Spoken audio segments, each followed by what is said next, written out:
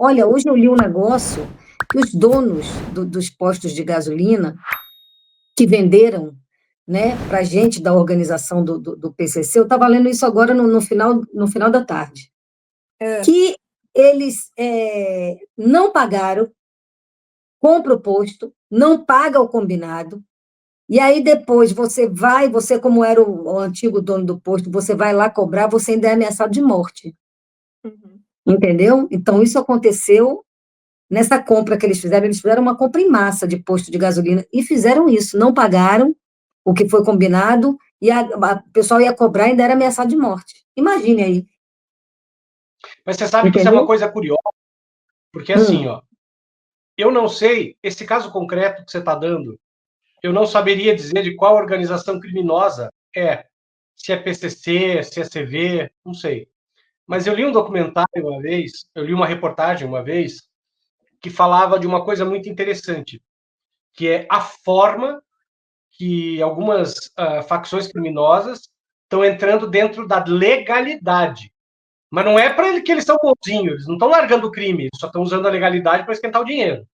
Então, Uhum. veja, não querem chamar atenção. Então, esse sim, tipo de atitude do cara comprar 10 postos e não pagar é burrice. Por quê? Porque ele está chamando Sim. atenção. Né? Então, mas ele vai lá e mata o dono. Sim, mas se ele for matar todos os donos, vai chamar atenção. Então você Sim. pega, eu falo isso, já falei em alguns vídeos meus, você pega, por exemplo, lá atrás, se eu não me engano, no começo dos anos 2000, quando o pai do Romário foi sequestrado. E aí, você deu uma maior treta lá no Rio de Janeiro, por quê? Porque o pessoal do crime ficou puto da hum, vida. Porque eles diziam o seguinte, mas você não sequestra alguém famoso, você não sequestra alguém sim, que vai causar confusão, porque daí você vai trazer a polícia em cima do troço. Sim. Passou 2 exato. dias, sido liberado, e vocês não lembram desse caso ali do irmão da Sâmia, né, que foi morto por engano lá no Rio de Janeiro, Copacabana, Ipanema, sei lá onde é que ele estava, Na e os caras Barra, mataram os médicos. Por quê? Porque sim. confundiram, mas aí, 2 dias depois, aparece o cara fuzilado na calçada e o O crime que matou dizendo, ele. tá resolvido, desculpa aí, né? Foi basicamente Sim, isso. sim. Claro, mesmo assim, Não, e a nesse investigação caso ainda, Marcelo, não sei se você lembra que ficou ainda isso aí, porque você está falando assim, já está resolvido e tal. Ficou aquela coisa de que assim, ficou isso na época muito para todo mundo. Assim, a organização criminosa foi que resolveu, não foi a polícia. Você lembra disso? Que isso ficou mesmo assim. Porque mas foi, até, né? inclusive, descobrir quem matou, quem descobriu também foram os criminosos. Sim. Porque é muito fácil, claro, todo mundo tem informação ali dentro. Então você veja, esse negócio aí do irmão da Sâmia, né? O cara aparece 2 dias depois, e você veja, não poderia ter parado a investigação, mas parou. Claro. Sim, Por quê? Porque o crime diz o seguinte, ó, morreu, tá? Não precisa investigar, não. Quem matou foi esse cara aqui e já morreu. Tá? Então, e a polícia não poderia ter parado de investigar. Porque note, por exemplo, quando você está falando do Flávio Bananinha, do Dudu Bananinha e do Flávio Rachadinha, sem dúvida nenhuma, é a sensação de impunidade, a certeza da impunidade. Agora veja, por que, que eles têm essa sensação de impunidade? Lá atrás, eles tinham. Porque eles hum, pensavam assim, pô, aquilo era um crime, não era um crime que você caía no STF. Aquilo era um crime para ser julgado, eventualmente, ali nos tribunais estaduais. Que quando o Flávio fez aquilo, ele não era deputado federal, né? hum. Se não me engano, ele era estadual, alguma coisa assim. Até porque vem de tempos aquilo ali. Eles conhecem os juízes. Então, é isso que é o negócio do foro privilegiado. Eles sabem da impunidade porque eles são amigos. Ali é todo mundo, é panela de caranguejo. É Exatamente. É o péssimo, que eu falei com os amigos. porque você puxa um, vem todos. Né? Então, é isso. É isso o tal do foro privilegiado. Quando eles querem acabar com o foro privilegiado, é isso. Eles querem levar lá para a primeira instância para que é o amigo dele que vai julgar. E não vai acontecer nada. Né? Sim. Então, vai acontecer isso aí, com esse negócio aí do PCC, eu estou achando até estranho que... nessa reportagem que eu li há muito tempo atrás, se não me engano, foi na BBC, que falava do profissionalismo do PCC e da falta de profissionalismo do Comando Vermelho. Por quê? Porque o PCC vem ali, São Paulo, o pessoal mais acostumado com empresa, aquela paulista, né? Aquela coisa assim e tal, tudo IUP. Os caras têm uma ideia de empresa mesmo, tudo organizadinho e tal, tudo certinho, e não chamar a atenção. Já o Comando Vermelho, segundo a reportagem, porque eu não conheço, mas segundo a reportagem, o Comando Vermelho era meio largado, sabe? Era meio jogo do bicho, assim, aquela coisa meio folclórica. Então os caras... Sim. E aí, o Comando Vermelho, o PCC, entra para concorrer com o Comando Vermelho no Rio de Janeiro. Aí eles se tornam concorrentes, né? E segundo a reportagem, o Comando Vermelho comete erros básicos, o que o PCC não comete. Então, assim, por que que nem o Tarcísio fala, até o Cláudio Castro fala, que diminuiu os assassinatos em Rio de Janeiro e São Paulo? Mas não foi por causa da polícia, foi por causa do crime. Porque o PCC diz o seguinte, chega de morte. Porque para eles também não é vantagem você matar tanta gente. Então, chama a atenção da polícia, é um problema nos presídios você matar tanta gente. Então, assim, eles matam quem é necessário matar, especialmente dentro das cadeias. Então, eles têm aquela lei brutalmente forte, né? A lei que eles impõem é fortíssima, e que se você bobear, você morre. Só que eles não matam à toa. Né? Por quê? Porque não vão sair aí fuzilando. O PCC já não faz mais isso. Não é que não faça nunca, mas a ideia do PCC hoje em dia não é mais sair fuzilando o cara na praça que nem fizeram os otários lá no Rio de Janeiro. Porque isso chama atenção. Eles não querem, eles querem é pegar o dinheiro do tráfico, eles querem é pegar o dinheiro da adulteração de combustível, do roubo de carga, jogar para dentro de uma empresa e, de preferência, não disparar tiro nenhum, não matar ninguém. Porque aqui que eles vão ter esse trabalho, vocês podem esquentar o dinheiro quieto ali. E é isso que eles querem. Agora, Marcelo, me diga uma coisa, você acha, o que você acha, assim, na verdade, são duas perguntas em uma que eu quero lhe fazer. Com essa operação, com tudo isso que está acontecendo, e com essa declaração do Haddad, dele falar que agora a gente chegou no andar de cima e tal, eu quero saber, você acha que isso vai até o final mesmo, que as coisas vão acontecer efetivamente, e você acha que o povo vai conseguir, a população vai conseguir entender exatamente o que está acontecendo e relacionar isso a quem tem que ser relacionado, que é a extrema-direita? Vai depender muito, Xanda, da capacidade do governo de falar a língua do povo, de falar a língua da internet. E eu dou um exemplo. O negócio do INSS. O governo cometeu um erro brutal. Que o Lula fala assim, mas a gente não fez pirotecnia, a gente investigou. Tá errado. Por que tá errado? Eu estou falando da coisa objetiva aqui. A extrema-direita pegou o assunto e moeu na internet. E jogou a culpa no governo. O governo deveria ter... que começou no governo Bolsonaro. Então, a primeira coisa era jogar a manchete. Descobrimos esse troço aqui de 2019 no governo Bolsonaro. Primeiro dia. E depois falasse o resto. Tinha que ter feito isso. Então, o governo peca por ser republicano. E tem que parar com isso, ele tem que saber falar a língua. Porque hoje nós temos que falar a língua da internet. E o governo não sabe. Aliás, aos pouquinhos está aprendendo, é difícil. Sim. Então, se o governo vai saber fazer, eu espero. Porque a extrema-direita usa muito bem a comunicação nas redes sociais.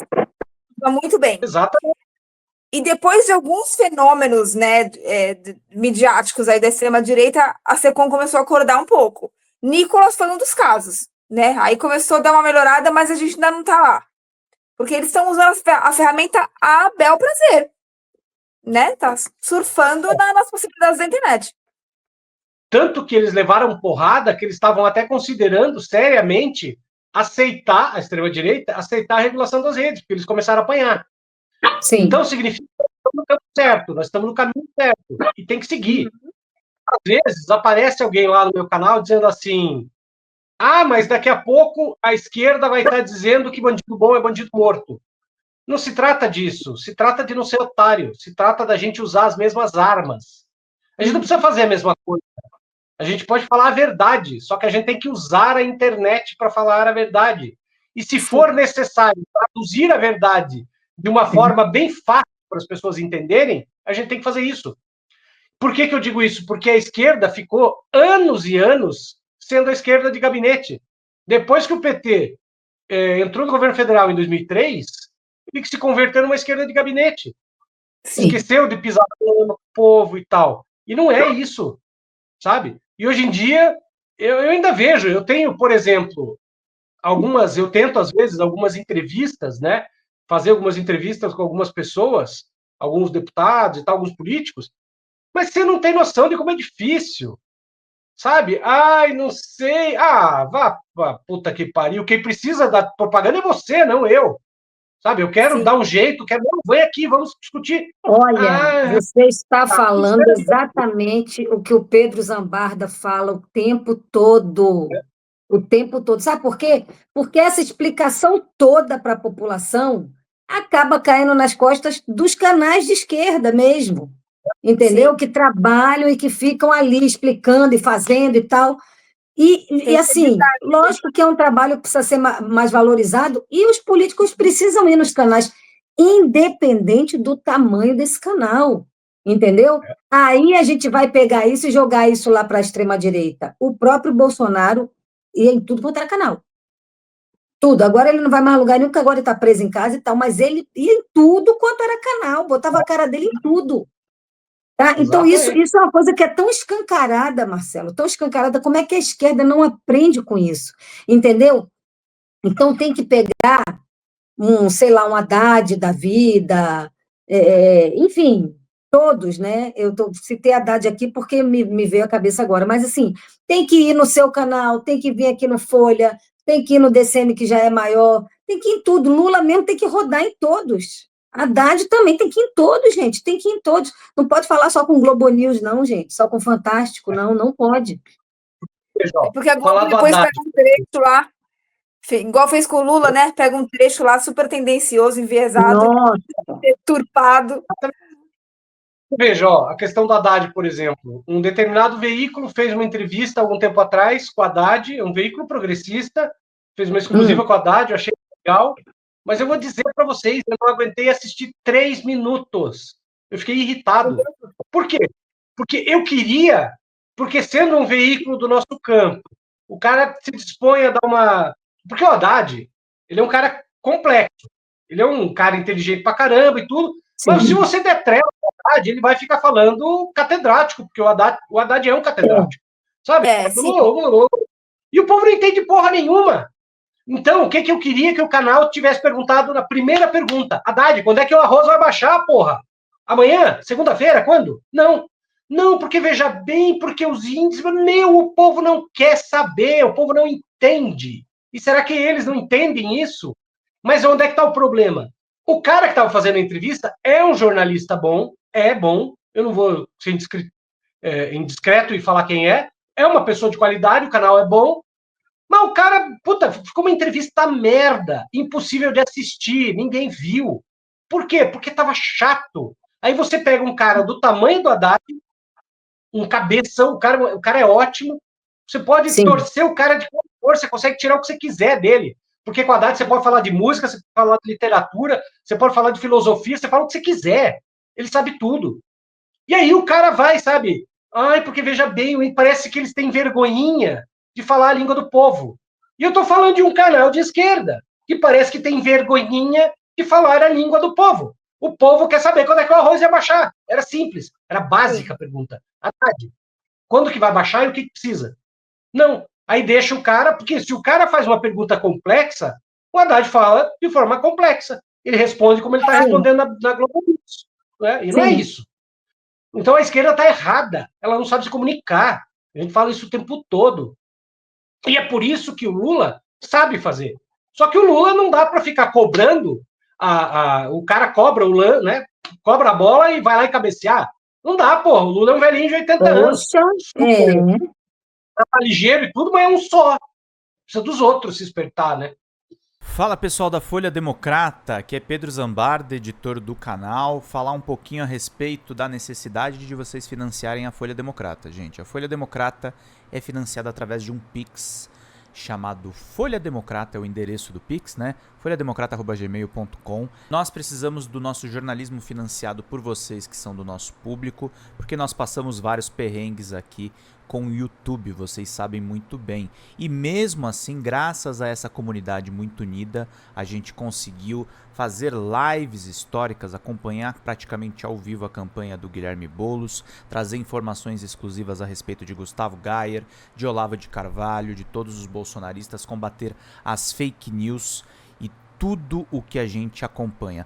Por R$80 no nosso Pix, você ganha um curso de roteiro para série, o que é muito importante se você é artista, roteirista, se você lida com essas práticas da economia criativa. Outra forma de você colaborar também é se tornando membro aqui do nosso canal. Isso é muito importante para você fazer as suas atividades por aqui, porque você tem acesso a vídeos exclusivos e nós temos um curso de jornalismo básico para você poder acompanhar a partir de R$5, que é ministrado por mim. A gente tem aí quase uma dezena de aulas e muito conteúdo para você poder acompanhar. Meus caros, minhas caras, financiem o jornalismo independente, financiem o jornalismo que se posiciona à esquerda, financiem o jornalismo na internet, que traz informações confiáveis, checadas, que cruza informações e que trata você, que é o nosso público, de uma maneira muito séria. Vida longa e próspera, gente. Cuidem dos seus. Até mais. Tchau, tchau.